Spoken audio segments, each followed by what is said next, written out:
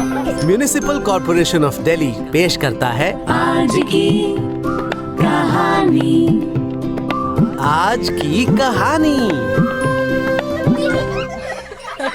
नमस्ते प्यारे बच्चों, कैसे हैं आप? मैं हूं आपकी कहानी दोस्त। ये कहानी स्नो वाइट का मज़ेदार नया स्वरूप है। तो चलिए शुरू करते हैं। दिल्ली की एक बड़ी सी कॉलोनी में विक्रम नाम का एक आदमी रहता था। उसके पास एक आलीशान घर था और पूरे इलाके में उसकी धूम थी। वो बहुत ही हैंडसम था और हमेशा नए नए कपड़े पहनता था। उसे लगता था कि वो सबसे ज़्यादा हैंडसम है। एक दिन उसके पास एक नया एंड्रॉयड फ़ोन आया। इस फ़ोन में एक फ़ोटो एडिटिंग टूल था जो किसी की भी तस्वीर को बहुत आकर्षक बना सकता था।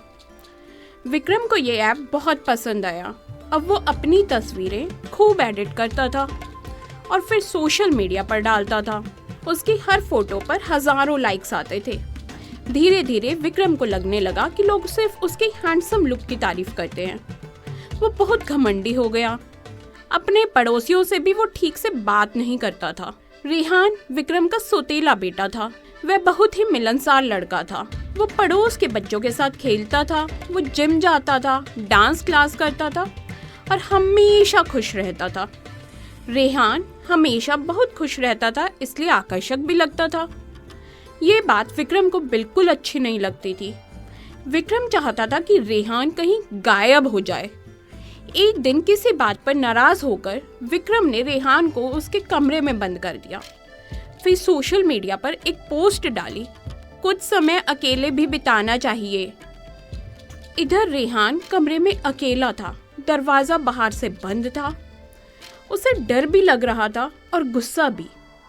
विक्रम ने उसे अंधेरे कमरे में बंद कर दिया था। रेहान जानता था कि अगर वो चिल्लाता रहेगा तो शायद कोई उसे सुन ना पाए। उसे कुछ ऐसा करना था जिससे वो इस मुसीबत से बाहर निकल सके। रेहान ने अपना छोटा सा फोन निकाला। यह फोन उसे जन्मदिन पर मिला था। उसने धीरे से फोन अनलॉक किया और डायल पैड खोला। उसके हाथ कांप रहे थे, लेकिन उसने हिम्मत नहीं हारी। उसने पुलिस का नंबर डायल किया, 100। Hello, police control room. Phone में एक आवाज़ आई। रेहान ने धीरे से कहा, मैं रेहान बोल रहा हूँ। मैं अपने कमरे में बंद हूँ। मेरे पिताजी ने मुझे मेरे कमरे में लॉक कर दिया है। पुलिस वाले ने रेहान को शांत रहने के लिए कहा और उससे उसका पता पूछा।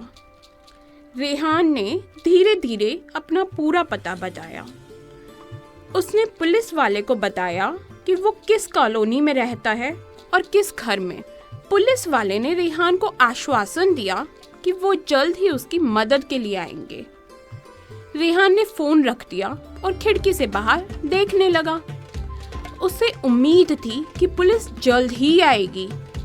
कुछ ही मिनटों में उसके घर के बाहर सायरन की आवाज सुनाई दी। रेहान बहुत खुश हुआ। उसने खिड़की से बाहर देखा तो पुलिस की गाड़ी उसके घर के सामने रुकी हुई थी। पुलिस वाले घर के अंदर आए। विक्रम घर में ही था। पुलिस ने उसे समझाया कि ऐसा करना गलत है। इस तरह की शिकायत आने पर सजा हो सकती है। विक्रम को अपनी गलती का एहसास हुआ। उसने रेहान से माफ़ी मांगी।